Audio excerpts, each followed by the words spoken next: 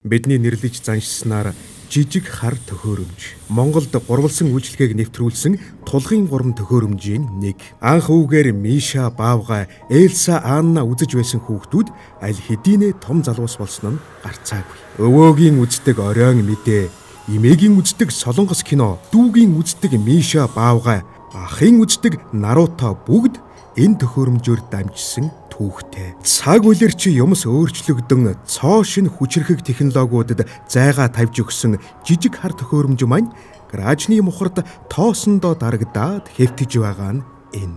Одоо бол тэр ашиглагдхаа болсон электрон хаягдал. Түүнийг байгаль таявал шингэж алга болох хугацаа нь олон мянган жил ба харин Univision үүнийг дахин боловсруулж байна. Та хуучин төхөөрөмжөө Unitel-ийн салбарт авчирж өгөн дахин боловсруулаарай.